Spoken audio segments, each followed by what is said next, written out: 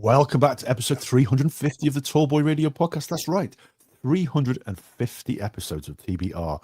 Who would have thought it when we started this back in 2020 before COVID-19 happened and it was all just plain sailing, and it's been plain sailing all the way, hasn't it? Just well. We have an episode tonight which I know is going to be of interest to you. It's another guest who's sent over to us by Vic Ferrari, and you know, if you've listened to our episodes in the past, what those episodes are all about, and we know there's going to be a good quality one. So Neil, I want to say hello, welcome to Tallboy Radio. Did you want to tell us a little bit about yourself? Yes. Hi, Adam, and thanks from across the pond. Very excited and very happy to be here. Yeah, I was born and raised in the Bronx section of New York City, and from basically a civil service family. My father was a New York City fireman. He served in Manhattan and the Bronx. My mother was a homemaker. I'm the oldest of four, two boys and two girls. I have three daughters that are all now in their 40s. I have five grandchildren. I am married to a registered nurse who's the assistant director, still working, and the assistant director of nursing at a Catholic nursing home in New York City. Works with the Sisters of the Poor. In retirement, I spent probably close to 29 years, 28 years and 10 months in the FBI from 1971 through May of 2000. And after that, I was fortunate enough to have a second career in corporate America, and we can talk about that a little bit later if you like. And I'm enjoying retirement. I started to write when I retired. I joined a writing group, which kind of led me to the publication of a book. And I'm enjoying life. I play golf, see my children and grandchildren who all live within a mile radius of us. So that has its good and bad points, but mostly good. Yeah, I can imagine. And funnily enough, I live just around the corner from my mum, and I probably don't see her half as often as I should. Right. But probably twice as often as she'd like. Yeah. So no, it's interesting that you say that, and we often find this when we have people who've like served in the different forces in America and in the UK. We do tend to find that they'll have a relationship, or they'll be married to someone else who does something similar. Their parents often were in some form of service as well. So I'm not too surprised there to see that your dad was in the service as well. Tell us a little bit about growing up, what that was like, and how that maybe inspired you to do what you do, or even if it did. You broke up a little there, Adam. Oh yeah, I was just saying, in terms of like your dad in the service, did that inspire you to? Yeah, did that inspire you to do what you did? Yeah, I think so. Not only my father, but so my father's from a large extended family, actually mostly cousins. My grandmother, my maternal grandmother, was from Cork in Ireland, and when she immigrated, she was the fourth oldest of nine. There were two sisters and seven brothers. Six of her brothers followed her to America and settled in New York. So my father had a large extended family, cousins wise, and a good many of those cousins of my father joined the fire department, and as many first generation and second generation, even now third generation Irish Americans have done, joined the New York City Police Department and the FDNY, the fire department. So I always thought I would go in that direction. It seemed like a natural thing to do. I actually did take the NYPD test. I thought maybe I'd lean more towards law enforcement. I took the test, and when we moved from the Bronx to the suburbs, interestingly enough, we lived in a neighborhood where there was out of a housing estate, I think there was 50 homes. Probably 6 or 7 of those homes were occupied by FBI agents. And I was very intrigued. And I used to babysit for one of them, and always got talking to him, and I got to know some of the other men, and I was always very intrigued. So my father's encouragement, as well as an uncle who was in the New York City Police Department, they said, why don't you give the FBI a try? So that's what I did. I wound up working. I joined in August of 1971 after going to college. And I was too young then. You have to be 23 to get in. And I worked in a clerical capacity in the office as did many of my colleagues who later, took the same route that I did. And it was good training. It was a good training ground, and you got to know a little bit about the FBI. And this was in the days. I actually in my book I included the appointment letter from J. Edgar Hoover. So this was the old school, so to speak: white shirts, ties, the whole shooting match.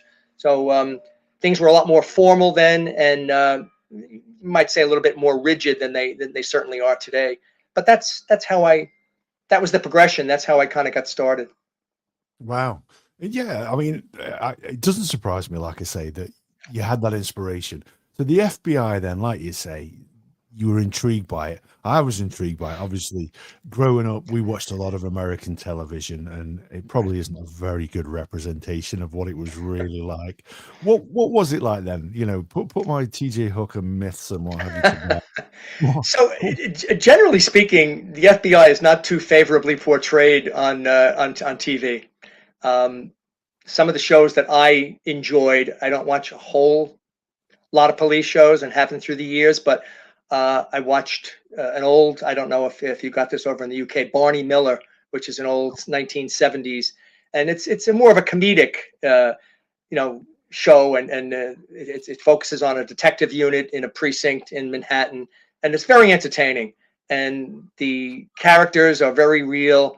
And anytime they had any dealings with the FBI, it was always some bumbling fool that came stumbling in, couldn't find his way out of a paper bag. So, and then NYPD Blue, which was a show that I really enjoyed, and I know people that actually were consultants for the show. So there was very true real life stories on there. Anytime they dealt with the FBI, they were always either not sharing information, which was very true back then. So, back then, the FBI did not enjoy a good reputation. In the Hoover era, the FBI would take as much information as they were given, but they were very reluctant to share. So post Hoover era, slowly but surely that started to, there was a large mistrust in Washington, in the hierarchy of the FBI on law enforcement. You've all seen these stories, Southern sheriffs, with stills and things like that, corruption. Well, I guess it was J. Edgar Hoover and the hierarchy of the FBI at that time. Their feeling was that the police were not to be trusted. So that happily changed through the years. And in the 70s, when I started to serve, I got my appointment in 1975. The initiation in the late 70s of the task force concept, where in the New York office, I'm proud to say, we were the initiators of the three task forces: Joint Terrorist Task Force, which I'm sure your listeners, anytime they've seen American TV, any kind of bombings, JTTF, that all initiated in New York. Joint Bank Robbery Task Force, and task force that I was on, the Joint Auto Larceny Task Force. So New York City detectives were housed in the FBI, and we were working alongside each other. Your partner was not an FBI agent, but a detective. So that broke down a lot of barriers that had existed previously. Oh, that's interesting. It's interesting to say the last episode that we had a guy on called Rich Tehan, and he headed up the task force for bringing in Whitey Bulger when he was a fugitive. Right. Sure. And one of the things he said is that, a lot of the failings, a lot of the reason why he was a fugitive for as long as he was that inability to share information, the butting heads with the local sort of Boston police force, which is incredible. So the task force that you worked on then, tell us a little bit about that and what that involved and the kind of things that you were looking at. So it focused on, it was the auto crime division of the New York City Police Department, and these were seasoned investigators who knew more about cars and the theft of cars than I ever knew.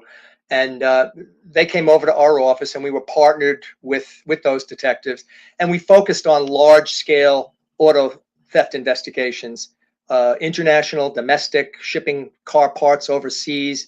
It was big money, and organized crime was involved to a large degree because it was big money. So it was very interesting, and we learned from these guys. We learned from these guys. They were, as I said, seasoned investigators, and it also was in the era, Adam, where the FBI, again post Hoover, started to become less statistically oriented. Okay, if I may. There was a big emphasis on stats, on arrests, on property recovery.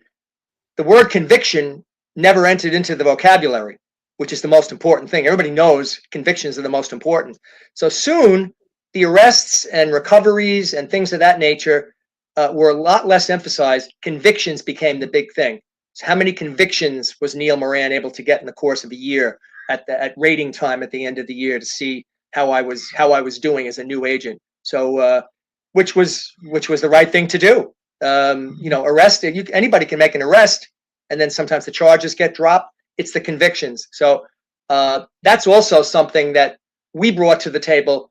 The New York City Police Department was a big stat organization as well, and they also at that time started to focus on convictions. So we had some great cases, and in late 1983, early 1984, one of the detectives on our squad was approached by an informant who said that insurance fraud is rampant especially in the boroughs of Brooklyn and Queens. And this guy was a tow truck driver. So at the time, they had type of a situation where you get in an accident, it's called in, whichever tow trucks respond. They over the air, they monitor the police radio, and it's chaos. They're coming from all directions. Whoever gets there first and puts the hook up on the car gets the business. So this was a guy, a knockaround guy from a real tough section of Brooklyn, the East New York section, and he told our detective on our squad that insurance fraud was rampant. He's offered 6 to 8 insurance jobs per week, so give ups. And for your audience that may not know what that is, Adam owns a car. For whatever reason, you can't make the payments. The car's a lemon. You want to get rid of the car. You know somebody in the neighborhood who has the wherewithal to do that. It could be a body shop guy. It could be somebody at the local filling station. It could be just a low-level organized crime associate who has connections with a crusher and can bring the car to the crusher, and then you file an insurance claim. So what we decided to do, the FBI and the New York City Police Department, the informant set us up in his junkyard in the East New York section of Brooklyn. So I had volunteered. I had never done any undercover work before. I was a little nervous about it. My partner was very well schooled in cars and automobiles. He was a classic car. He was a classic car collector. At that point in my life, I could change the oil and I could change the points and plugs in a car. That was about it. So I had a very, very superficial knowledge of cars and things of that nature. So I was a little nervous that I wouldn't be able to talk the talk and walk the walk with these guys. So what the informant did was set us up in the yard. FBI headquarters came in, and they, in a trailer that we had, installed audio and video for anybody that came in there to talk to us. Their conversations would be captured.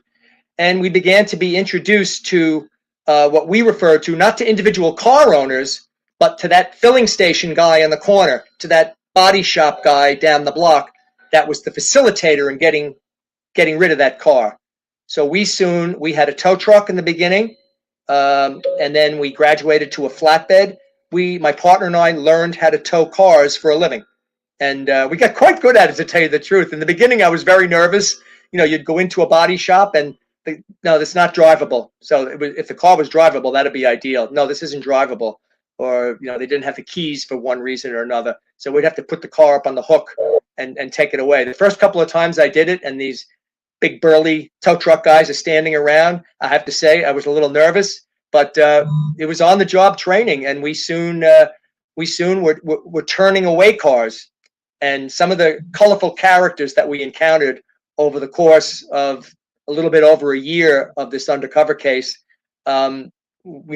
was the stuff that you write in a book, which is one of the more exciting chapters of my book. So, this is it. So, like you say, Vic sorted us out with a couple of guests. God bless us, he's written a few books himself, as you well know. Right. And And New York City just seems to be a hotbed for just the strangest characters that ever have existed on the planet. Right. Just out of interest, then, when you were working in the automobile larceny section, because that's Vic had a bit of a background in that himself. Did you ever come across He him? did. Oh, we never came across each other, but we did talk extensively off camera, so to speak, about he knew this guy, I knew that guy. So yeah, we did. I'm a little older than him, so things overlapped a little bit. But yeah, we did have a lot in common in that regard. We knew a lot of the same people. That's incredible. That is incredible. Because Small world. yeah, it's a small world, but it's a very big police department, isn't it? It is exactly. That's what's amazing about it. Yeah, it is. It's huge. We, when he told us the size of it, we couldn't get our heads around Yeah, it. 35,000 people. Yeah, absolutely. Yeah, and then we had a guy on from Baltimore who was very envious of the amount, and he was probably dealing with the same amount of things as that they dealt with in New York City. Right. So when you first went undercover, what can you tell us a little bit about that? How did you prepare yourself for that? Like you said, you were very, very nervous. How do you hide your nerves and go in and act like you know what you're doing when you don't? I just, again, Adam, these guys, they're car guys, and they discuss anything and everything that has to do with cars. That I had no cars in my background, so I couldn't talk about a carburetor, like on a Chevy Corvette or anything. This is the type of thing that my partner was very well versed. So I have to say, we captured every conversation on tape, and I was the designee to wear the body recorder. So what I would do is stick a micro cassette recorder in my boot. So we had work clothes, obviously. I had boots and work pants, and I would stick the micro cassette recorder in my boot, take the cord from the mic, running up my leg, up through my pants, up through my underwear, and the tiny mic sat at my belt, inside the belt between my underwear and the belt. So and the audio was great. But what was really concerning me in the beginning was Neil's not talking at all. Neil's not contributing at all. And it really bothered me. And I just said, when am I going to be able to break in here?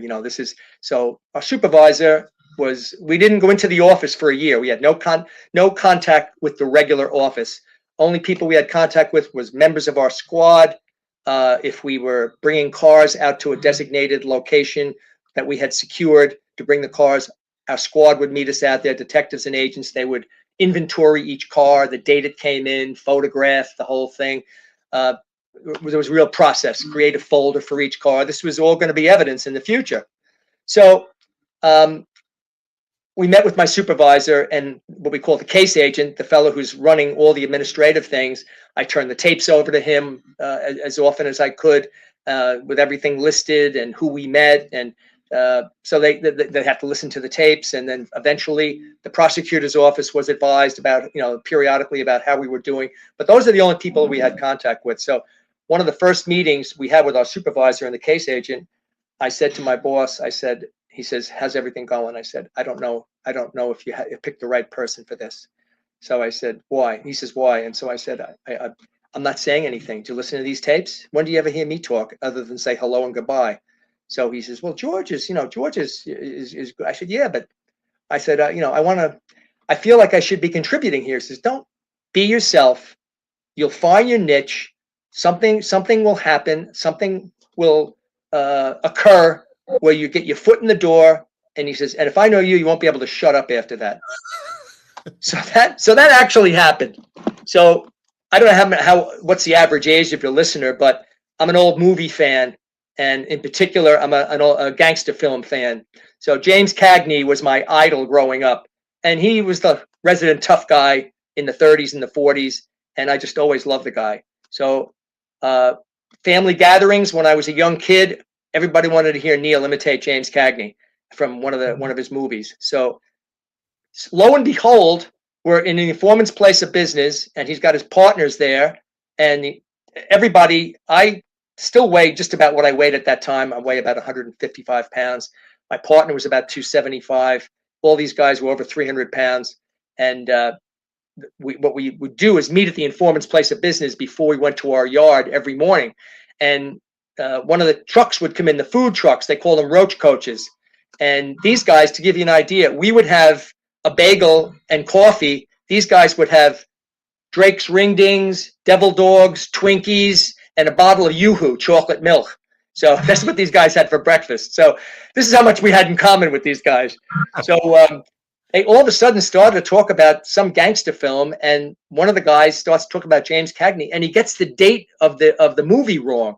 So I said, no. I said, you're wrong there. I said it was Angel with Dirty Faces, 1938, and they looked at me like that. So my partner says, you ever hear Neil imitate James Cagney?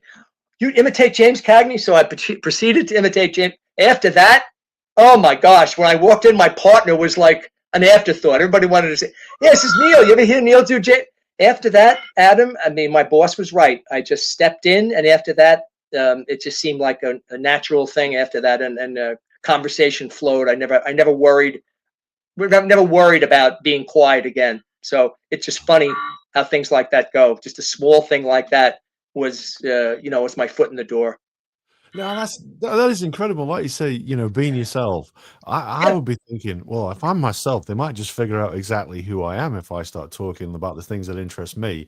I need to be playing a part. I need to be presenting myself as somebody who does these car, and listen, that ain't me. You would say what you could just about do. I have to pay somebody to do that kind of stuff. I am not a practical man by any stretch of the imagination. See, Yeah, the bad guys, they don't ask a lot of questions. It's whatever you want to volunteer, but they don't like being probed, and they don't probe with you. So it's kind of, is this guy a cop? He's asking too many questions. So you go in there and you just let nature take its course as far as conversation, but there's not too much probing going on. Where you're from. My partner told them that I was from the Bronx, and so we're in Queens. And as far as the Bronx was concerned, it's north of there. It was upstate New York. Those guys had never set foot in the Bronx probably in their whole lives. So all they knew was Bronx was a tough place. I must be like a contract killer or something, if I'm from the Bronx. So they don't ask a lot of questions. You'd be surprised. Nobody ever knew. We all had we used our first name, interestingly enough, and that's probably something that really did pay off. But we did have undercover last names that we selected. Nobody ever asked us our last name. Nobody ever asked us our last name. Now, we knew all their last names because we had to, because we were eventually arrested them. So we would give our squad plate numbers and identifying data for each person so they could identify who we were dealing with. So that didn't take too long to know the players that we and I've always been fascinated by organized crime, and these were not organized crime; these were associates, low-level organized crime people. Not all of them either, and they all had nicknames, which was fascinating. So, a guy named Joey International drove an International tractor. That was the brand of the tractor. A guy named Shaky was a nervous wreck all the time. I hated being around the guy. His name was Shaky. Fat Tommy, who we dealt with quite regularly, was about 350 pounds, and there was a reason why they called him Fat Tommy. So Bobby Bandwagon was another guy. It was Ralphie Parts was another guy, Parts, Ralphie Parts, because he was a part guy. He was a junk guy, so they call him Ralphie. Ralphie had everything. You needed a fender, Ralphie had it. He was a junk guy, Ralphie Parts. So some of these guys were real characters. They really were. Fantastic. Yeah, fantastic. Funny enough, I was in, before I do what I do now, I was in retail.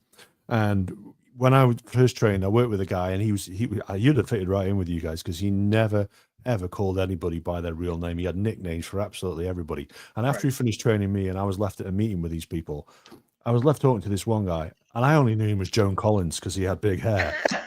And the one thing I knew about it was he did not like to be called Joan Collins. I have no idea who I'm talking to. Oh, that's funny. So, what was the reaction of these people then? Because obviously they built an affection towards you with your love of James Cagney. Once you'd arrested him, what was their feelings? A very traumatic day in my partner's and my life after dealing with these guys for a year. We did get friendly with them, and I think between my supervisor and some of the people, people on our squad, it was time to tone this thing down. We had evidence on a lot of people. I think 122 car owners, individual car owners. We got all kinds of cars, everything from a DeLorean, which we had a lot of fun with that. That was somebody gave up a DeLorean insurance job, Corvette, trucks, Mercedes, BMWs, all kinds of cars. And we did get friendly with these people. One colorful character that I talked about, Fat Tommy Stabile. George and I were surprised. We were introduced to him. The informant introduced us to him, and told us that he had borrowed 3,000. Tommy Stabile was a Shylock. He was a Lucchese family associate. His brother, if your listeners that watch Goodfellas, his brother Anthony Stabile is mentioned prominently in one of the opening scenes of Goodfellas, and he was murdered on Cross Bay Boulevard in the Howard Beach section of Queens. And Tommy actually shared that whole story with my partner and I in the second or third meeting, which we were flabbergasted. He was telling us to be careful out there, and you got to watch who you're dealing with. He's my brother. He says they gunned him down on Cross Bay Boulevard like about a year ago with two other guys at 1 o'clock in the afternoon. Imagine this nonsense. So he took a liking to us, but the entree to him, the informant, he was a Shylock and he had money out in the street. He lent the informant $3,000. So the informant thought it would be a good idea for us, in addition to taking insurance jobs from Tommy, which he got from the neighborhood, that we pay off his loan, his $3,000 loan with the VIG. So every week we paid Tommy so much money. He says, I don't care who gives me the money as long as somebody gives it to me. So that was another thing that we were trusted. We came on time with the money every week. No cell phones back in 1983, 84. So we were just on a beeper. He would beep us and we would go to the local phone booth. What's up? And he wasn't one guy talk on the phone. You had to be very cryptic. He was an old school guy. Make sure you're cryptic on the phone. He said, you never know when the feds are listening. So little did he realize. So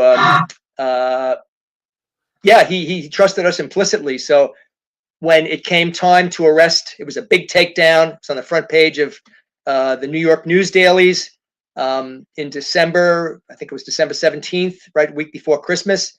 And when they arrested Tommy, the agents, detectives told us, what's this all about? And they said, do you know two guys named George and Neil? And he says, never heard of them. So he was covering for us right there. So the idea was to get all these guys in the office, and individually we would approach them. They were in separate rooms. We would approach them to see what, if anything, they could do to cooperate. And Tommy, we knew, had involvement with the whole people from the Lufthansa robbery. He was part of that crew, the Paul Vario faction of the Lucchese family. So we knew Tommy knew where the bodies were buried. So we approached him, and he told us in no uncertain terms, I go to jail for 1,000 years, but I'm not going to rat on nobody. So he was an old school guy. But in the court appearances, he didn't take this personally. This was just like The Godfather. It was business. It wasn't personal to him. He was mad at the informant for making the introduction and for giving him up. But even 5 years later, when he got out of jail and we went to see him, he had a big hello for us, shook our hands. So he was a guy that didn't take it personally. So he was quite a character, and but it went that way for a lot of people. And I'll tell you something interesting, Adam. One of the guys that we dealt with, a guy named Butch, he was an ex-cop. He had spent about 7, 8 years in the New York City Police Department. And he told us something very, very interesting when we approached him. He said, I haven't got anything that I can cooperate on. He says, I'm a small-time guy. He says, I'm not like some of these other guys. He says, I'm a small-time guy. I can't cooperate. He says, but you know what? He says, I should have known you guys were cops. I should have known. Why is that, Butch? He said, when you said you'd bring the money for a car, like on Tuesday at noon, at 11:55, you guys would roll up with the money. He says, you said you would come at 4 o'clock the next day for something. You came for a car that I said I had. You came at 4 o'clock. He said, only cops do that. He says, guys I deal with in this life, they don't come on time. And then usually when they owe me $200, they only give me $100 and say, I'll give the other $100 next week. You always came on time. You paid in full. I should have known. This is not the world that I'm from. So we thought that was kind of interesting. Did you take that as feedback then for future cases? Oh, absolutely. Sure. Absolutely. Absolutely. We were late all the time after that. And we try to screw everybody every chance we got, money wise. So we bargain with them as opposed to being so cooperative. Oh, that's it. Yeah, but Yeah, I guess you it was always good learn. stuff. Yeah, you always learn by the first thing. How did it feel though when Tommy didn't give you up? How did that make you feel? Oh my gosh, fantastic! I mean, the agent and detective came in and said, "This guy's not giving you up at all. He says he doesn't even know you, the two of you." So there was there was no question in the beginning when he started to share things with us about his brother and things about the neighborhood. John Gotti was rising to power back then. He was, I think he was probably only a captain in the family back in then, but he would rise, 2 years later in December of '85. But in any event, he shared a lot of things with us that were, not prosecutable, but we were just surprised that for two guys. He also made a comment. He said, "I don't know what you guys are doing with these cars." He says, "But they never show up." He says, "It's good for business, good for me, good for the car owner." He said, before you guys came along, I gave the car to kids in the neighborhood, and they would take the car out in the Belt Parkway and put kerosene into it, and it would go on fire." He says, and then there would be a big investigation. There'd be an arson investigation. The payment would be held up for months. "I don't know what you guys are doing. I don't care what you guys are doing." He says, "But keep doing it, whatever you are doing." So we were businessmen, and he saw us as enterprising, straightforward businessmen. And he knew because we were paying the loan, we always came on time with care. He thought we were just good business people. So a lot of fun dealing with him. Some of the stories are just I'll tell you one more story about him. We go in one day, and this was Vanessa Williams was Miss America, the reigning Miss America, and she did a controversial spread in a men's magazine called Penthouse. I don't even know if Penthouse is still out. And we walked in there, and he has the Penthouse, and this is all on tape. And he's going through every page. My partner is sitting across from him. He says, "Neil, come here, look at this." And now you have to remember, Adam, whatever you say, maybe a year or two from that now, I'm going to be on the stand no matter what the hell I say. And I got to be very careful here. And these were she was in a series of poses with another woman. So that didn't go over big with Tommy. He's going through each page, excruciating detail with each picture. And the only thing I could do was let out a couple of oohs and ahs. "Oh my gosh, wow, look at that." I didn't know what to say. My partner's rolling his eyes. We got outside. He said, when the tape went off, he said, "Boy," he says, I was hoping you were going to say the right thing there." I said, but he says, "But ooh and ah, you couldn't think of anything more than that." So fast forward after the arrests, and these tapes are all down at the U.S. Attorney's office in Brooklyn. I guess the prosecutor was listening to the tapes, got a particular charge out of this tape, among many others, and would call colleagues in. Listen to this FBI agent in here talking. He said, "They're going through Penthouse. Listen, ooh and ah." So when people saw me down at the courthouse for all the appearances, they would say, "Agent Moran, ooh, ah." So I got to be known as the ooh, ah guy. So some funny stories. Funny stories. Oh, no doubt. No, that's incredible. The Yeah. one thing I just want to roll the story back a little bit because I'm a little bit curious on this Yeah. one. Yeah. Number one, did you get to drive the DeLorean? Number two, I whatever did. happened? I did. It was drivable. We didn't have to tow it. Yeah, it was very cool. I felt like Michael J. Fox, Yeah, incredible. Whatever Yeah. happened to that? Oh, whatever happened to it? It goes back to the insurance company. So it was paid off. The owner was paid off, and then the insurance company, uses it and whatever they did with it. And actually, interestingly enough, Adam, that you asked that, not, I don't know if we got any cars from this case, but one of the things that we started to do, and that a lot of if you've ever had any DEA agents or narcotics people on, slowly but surely, these cars that we seized, we would go through the paperwork to keep this car in the squad, so we weren't using government cars. So we were driving things. I drove, like, for years, a BMW. I drove a Lexus. I drove some really, really nice high-end cars. When we moved, people in my neighborhood thought I was a used car salesman in the beginning. So I brought so many different cars home. But yeah, it was. I forget the original question that you had asked. I got sidetracked a little bit there. No, I was just curious to know what had happened to the The cars. Yeah, yeah, yeah, absolutely. Well, mainly the DeLorean because yeah. They all go back to the insurance companies. Yeah, and incredible. then the part of everybody's plea agreement, everybody either pled guilty.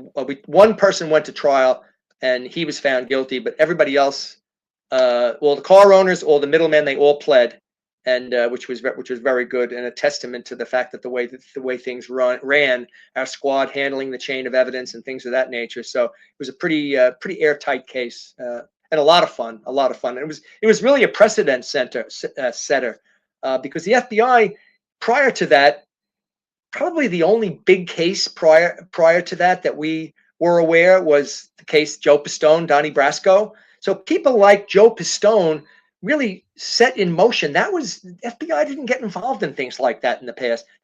Joe's case was a real precedent setter and made it easier for people like us to go through the whole process to get the funding, the justification, things of that nature. So this now undercover operations are fairly frequent, but back then they weren't. They weren't. Did you get to do many other undercover operations then? I did. Following on the heels of that, we operated a very challenging and difficult informant who approached us. His brother, we had arrested his brother in 1978, who was a made guy in the Gambino family, Michael Mickey Boy Paradiso. So Philly Paradiso, his brother, you always wonder, Adam, why people cooperate. They do it for a lot of reasons. And this fella, Philly Paradiso, the reason why he began to cooperate with us and sought us out, my partner and I, was that the family home was being sold, and his brother Mickey Boy decided that he was not Philly Paradiso was not going to get a cut of the sale because he was a drug user and a heavy alcohol user. So he felt he couldn't be trusted, and the money would be blown on drugs. So Philly took this to heart and began cooperating. And what had happened was in the first couple of weeks of the case, he met with a fellow named Jimmy Heidel. And Jimmy and his brother Frankie were both, Jimmy Heidel and Frankie Heidel both had been doing hits for the mob. And in particular, according to Philly, reportedly at the behest of his brother. So maybe about a month and a half into the case, we knew that Philly would not make a good witness. He was unreliable, and we knew he wouldn't make a good witness. So we try to limit his time into taping conversations. Although in the first month, Jimmy Heidel admitted to participation in 3 murders and 1 kidnapping. So we had that on tape. Now they said somebody's got to get in there. So I was the designated undercover person. I was in early October introduced to Jimmy Heidel. And what my entree was, now all of a sudden, I told you about I knew nothing about cars. Now all of a sudden I was the big car guy. So any way that these guys can make money, they will. So what I portrayed myself as having a lot of connections with the New York State Department of Motor Vehicles, that I could actually get stolen cars registered through my contacts. And that really intrigued Jimmy. And, we met in front of a pub in the Bay Ridge section of Brooklyn, and with the promise to do more business. That Saturday, I met him on a Monday. That Saturday, Jimmy was never heard from again. So one thing I write about in the book is the mafia cops, Ippolito and Caracappa. They were Stephen Caracappa and what's his last name? I forget his first name, Ippolito. And they were major case squad detectives in the New York City Police Department. They were on the payroll of the Lucchese family. And they were doing, in particular, a guy named Anthony Gaspipe Queso, who was the underboss of the Lucchese family. So what had happened was there was an attempt, without going into, it'll take a half hour to explain this, so I'll just be very brief. But in the John Gotti takeover of the Gambino family, when he killed Paul Castellano, when he didn't kill himself, but when the hit was out on Paul Castellano, the head of the Gambino family, on December 16th, 1985, John Gotti took power, and he didn't get the permission of the other four families, so they wanted him dead. So there was an attempt on his life, which failed. They killed the underboss. It was a car bombing. It failed. So there's a war going on. So the fellow Anthony Queso, who engineered the hit or the car bombing, they wanted to kill him. So according to the information that we had, Mickey Boy Paradiso got Jimmy Heidel and two underlings to try and kill Queso. It was a botched hit, but he recognized Heidel, knew who he was. So the mafia cops snatched him from a social club in Brooklyn, and he was brought to Queso, tortured, which Queso talked about on the 60 Minutes program, CBS program 60 Minutes, at length, and said how he was tortured and then later dismembered, and his body was never found. So that was only days after I had been introduced to him. So right after that, when I was introduced to his brother, and we did business for the better course of a year, and through conversations that through with him and with Philly, we wound up solving 10 organized crime hits. And one of those hits, I shouldn't say, like 9 organized crime hits and 1 murder of Jimmy Heidel's girlfriend. What had happened was he had beaten her, and she went to the police and testified at the grand jury. And as a result, he kidnapped her, buried her in a shallow grave, poured lye over her body, and we were directed there after Jimmy's death by one of his co-conspirators in an effort to cooperate, and he led us to the grave. We unearthed her grave. So we wound up solving 9 organized crime homicides and 1 kidnapping and murder of a woman named Annette DiBiase, who was Jimmy's girlfriend. So that was the other under case I did, and then small. That was over the course of a year that I did that as well in 1986, 87. But Philly was a very challenging guy to operate because he was a drug user, and he said he would disappear and disappear for days on end. Then on the eve of putting him in the witness protection program, we put him into a hotel in Delaware, down near, not too far from Washington, D.C. And he left the hotel and winds up living above a bar. And he was just a constant headache. So operating informants is a real challenge sometimes, that's for sure. But you know what? We made a difference in his life, and he told us that before he went into the witness protection program. We made a difference in his life. We bought his children Christmas presents at Christmas. He said that nobody, even including his own family, had never shown that level of care before. So my partner, an agent, and the other partner, a detective, the 3 of us were very good to him, and he put his life on the line for us. So that's the least we could do for him. So that's what we did with informants, and that's why we enjoyed some reasonable amount of success, because we I wouldn't say that that's advisable to get too close to people, but you have to know where to draw the line. I think sometimes though that must be easier said than done. Yeah. When you see a character like that who's not a very good person, at the very heart of things. However, clearly a very troubled character. Still has family, still has kids. You know what I mean? And they that deserve love.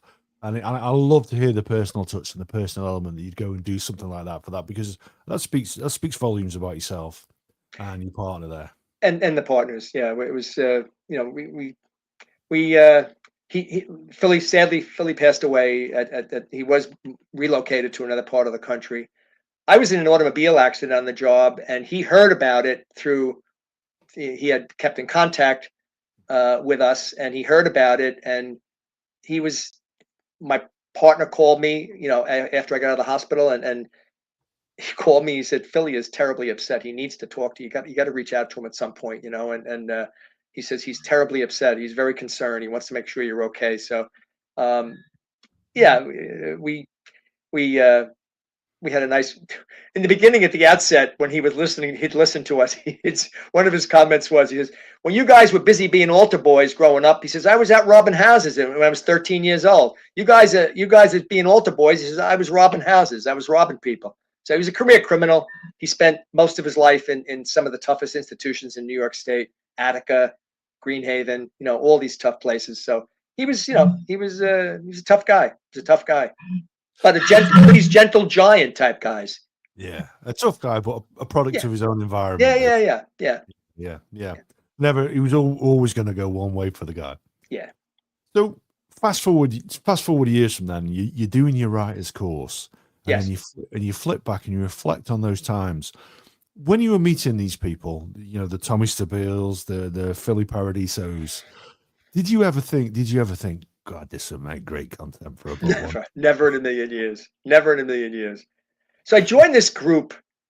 I always, I retired from full-time employment. I had a second career, which was from literally the week after I left the FBI until June of 2018. So I worked for 18 years afterwards, mostly for one firm, where we investigated corporate fraud and basically people stealing money. CEOs and CFOs. So it was a lot of fun, actually. And then all of a sudden, I retired. I was terrified. I worked for 48 years and I was terrified. What am I going to do? And my wife's cousin was very interesting. She retired at a young age. She had a business, very successful business, and retired. Said, you've been busy your whole life.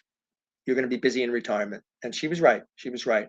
So one of the things I felt, Adam, my whole life, I was always rushing. I was always rushing someplace. All of a sudden, I didn't have to rush. And it was a nice feeling. And I started to think about things that I hadn't thought about for literally my entire, a fleeting thought, but never specifics about when I was a child growing up in my neighborhood, specifics about going to my grandmother's house on Sunday afternoon with my cousins to have Sunday dinner. And she opens her doors to she was from Cork section of Ireland, opening her doors to neighbors, other Irish men and women, and the party spilling out onto the roof where the men went up to the roof because her apartment was so small. And I started to think about these things. So I started to write about them. And it was a great feeling. It was a great feeling. So my teacher said to me in the beginning, she said, she knew my background. She said, how come you haven't written anything about the FBI? So I said, I don't know. I said, it might not appeal to everybody. She says, oh my gosh, everybody likes a good law and order. So once in a while. So she says, write what you know, write what you know. So she was right. And I didn't want to get pigeonholed into writing about the FBI all the time. I started to take some baby steps and write about some mostly entertaining things, some of the things I've talked about. And it seemed to be well received.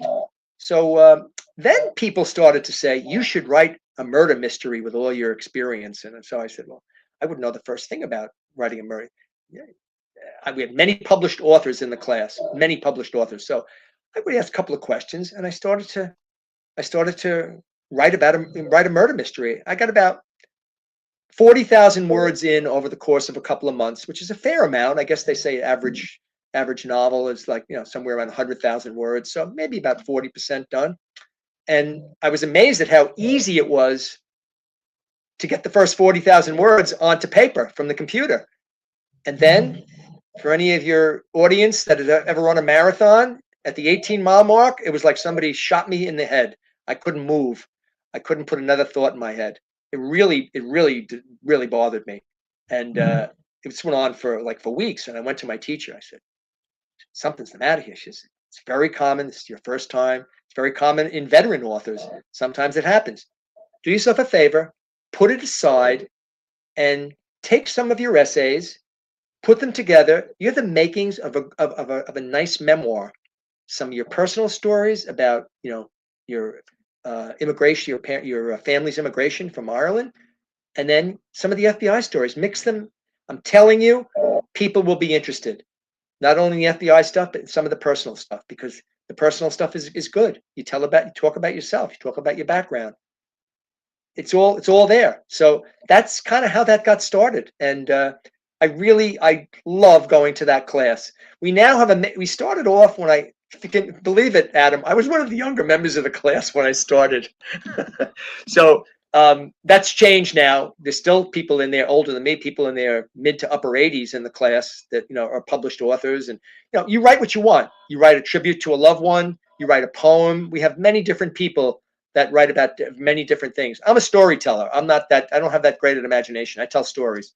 So we have young people in the class who are talking about stuff like people with three heads, and it's really entertaining. It really is. So it's really a lot of fun. I really do look forward to going there still. And people said, "You still going to the class even though you wrote a book?" I said, "Of course, yeah, of course I am. I love doing it." So it's been a lot of fun, a lot of fun. And little did I ever realize that I thought my teacher was just being kind to me when she said, "Put these things together." And through a family member um, who was a former retired neurosurgeon, he wrote a book a couple of years ago, and a really good book because he put it in layman's terms. You could really understand it, and very compassionate too. He lost some people and worked on some very famous people. And I saw him at a wake, and I pulled him aside, and I said, "How'd you get your publisher?" So he said, "I through a former colleague." He said, "I'm happy to make an introduction via email," and that's what he did. And bingo, it just fell into place. So I am very, very fortunate. I really am, and it was a big thrill. I didn't do that for the money or anything. I really didn't. Uh, I just put me in contact with people I haven't heard from for years. Doing the book, the FBI parts, I reached out to people. I got my directory out, reached out to people I hadn't spoken with in years that moved to other parts of the country. Everybody was so excited, and it's also amazing, Adam, people's memories. Now you talk to one person and they remember every single detail, and then you talk to somebody else and they said, "Neil, I have no idea what you're talking about." But it was so much fun reconnecting with people, and the feedback from the book from people I know and people I don't know is not something I'll soon forget. So it's been just a tremendous amount of fun doing this. Oh no, and listen, I'm really looking forward to reading it. I've got a great big stack of books from all the different I authors can we've had imagine. we've had on the podcast. We do quite a few, and I do Right. like to read. But like I said at the very outset, I've got a 7-year-old and a 9-year-old, so the Yeah, amount of time I can dedicate to there'll be it. time to read. There'll be time to Yeah, read. yeah, yeah, yeah. There will. Hopefully soon as well. I will say this though: we had a guy on the podcast, well, probably a month or so ago, maybe a little bit longer now, called Niles Gooden, and he has a podcast called Reasons We Serve. And one of the things he said is whenever he's because he sits down and he does his interviews and he does them face to face. He's had, he spoke to Vic, he's had him on, and he's had a number of New Yorkers on. And he says, the second you get a New Yorker on the podcast, these guys can tell a story. And he says, and that's what they do because it's such a big city. There's Yeah, so many people there that you have to be able to communicate with people. yeah, And that's a big part of it. The other yeah. side of it is your other background. Over here, obviously, we're in the UK. And if we think about storytellers, we think about the Irish and Right, right, that Celtic nature. right. They tell fantastic stories. It's obviously inbuilt into your DNA. I just left there last week. I was there for 3 weeks, and everybody's getting a little bit older now. There's no more four o'clock in the morning sessions, but we're still up late talking, and there seems to be new stories every year. And we talk about our grandparents. We talk about what it must have been like back in those days. It never gets old, but everybody when they have the floor, one story is better than the other. So I that is in all likelihood in my DNA. That's for sure. Oh, amen. Yeah, my stepmom was from an Irish family, and I think she had 5 brothers, and whenever they got together, the whiskey always came out, and the Right, story started. And right. like you say, it was like, no, there's one story here, there's another one, and it just escalated, and it's great to be a part of. So yeah, Yeah, I'm yeah, glad you had a great time. yeah. So just in between the book, after your FBI career, tell us a little bit about your corporate career and what that involved. In So when you're nearing retirement, you get an invitation through the FBI to attend what they call the retirement conference. And I don't know if it still is, but it was held in Orlando, Florida. So who would not want to go to Orlando, Florida? Yeah, sure, I'll go. I didn't know what to expect. And the first morning, they had a guy up there who was an ex-New Yorker, coincidentally, and he was the second when he was out of the FBI. He was in corporate America there. He was private industry, as we say. And he had been the second man in charge of the Los Angeles office, a big office, so obviously with a lot of responsibility. Adam, he stood up there and was pounding the podium and pointing his finger, and he said, "Don't let anybody ever tell you that what you did on a daily basis is not going to be valuable in corporate America." He said, "I have the experience of heading, not heading, but being the second in command of one of the largest FBI field offices in the country." He said, "And I also have experience in the corporate world."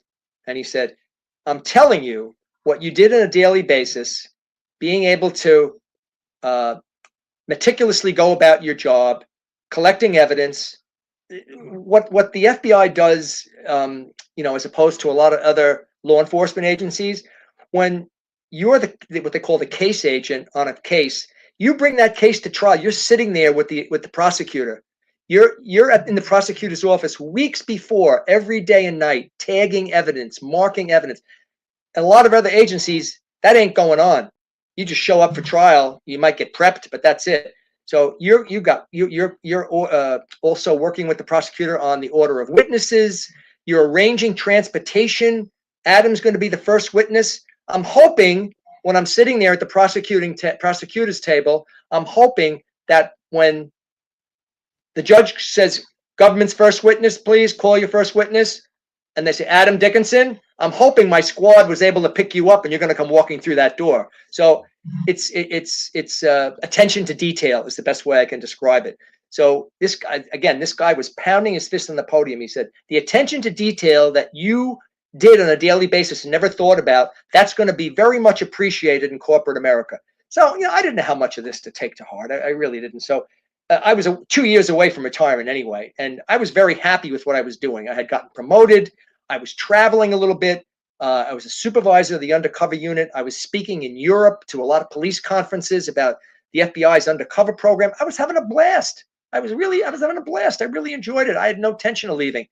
And then I got a phone call from somebody when I turned 50 in December, and this was March, a couple of months later.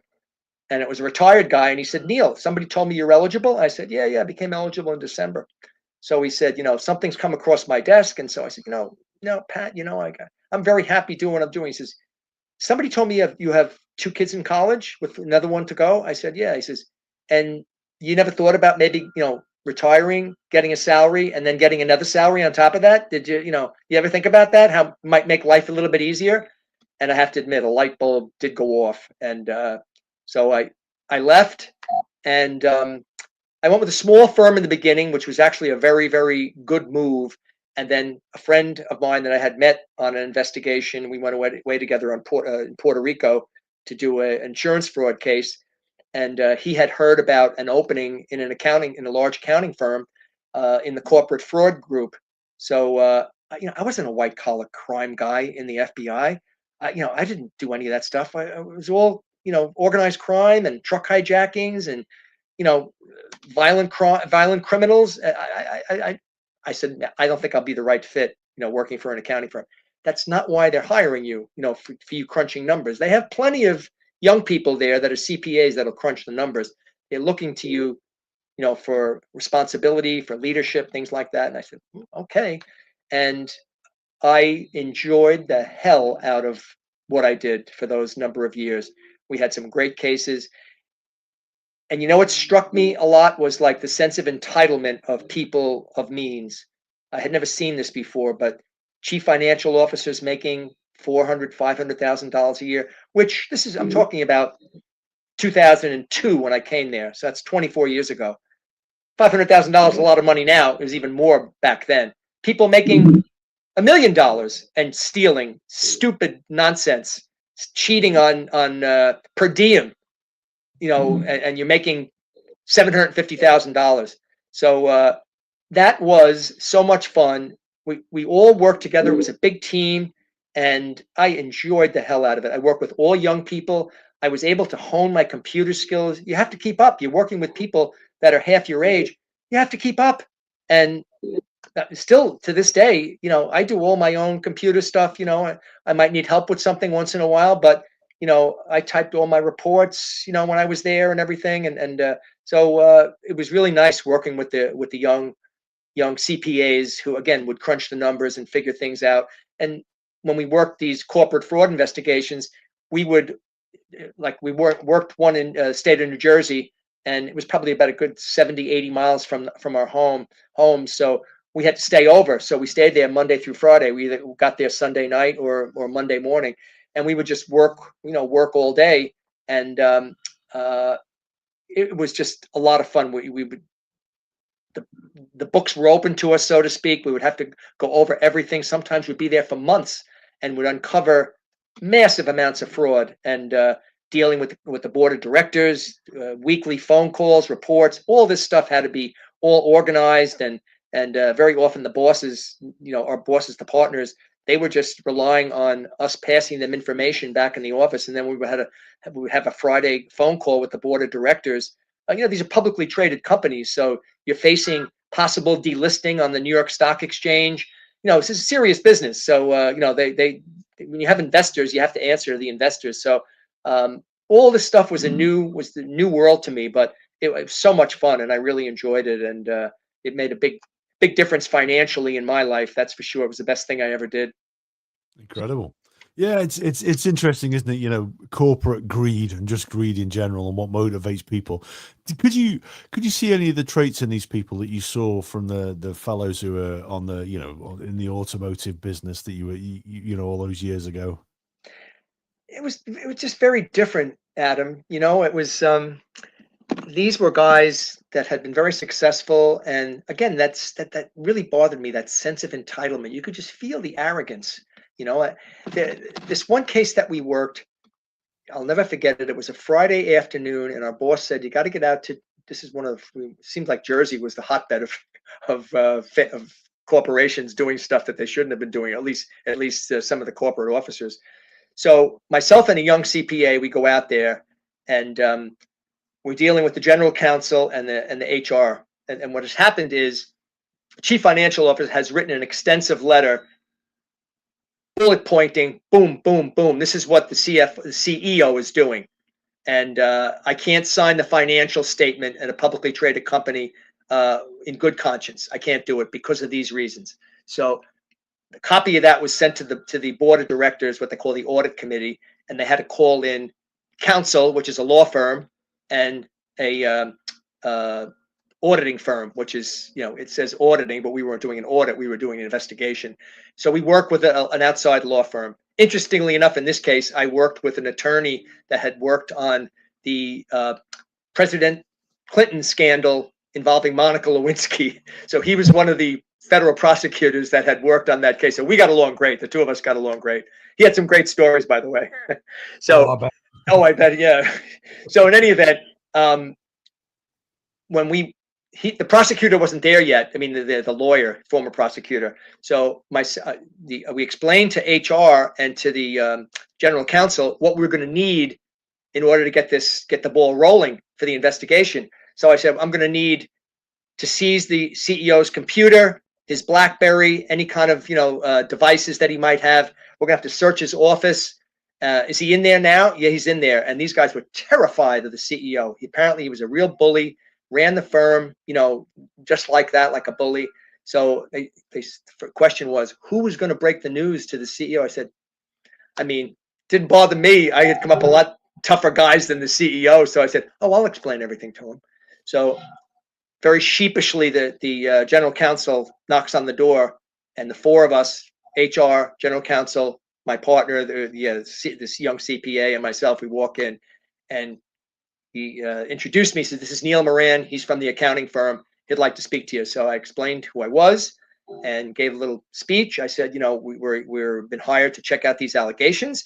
We're not passing judgment on whether the allegations are true or not. I said, but we have a duty to investigate. You must know that.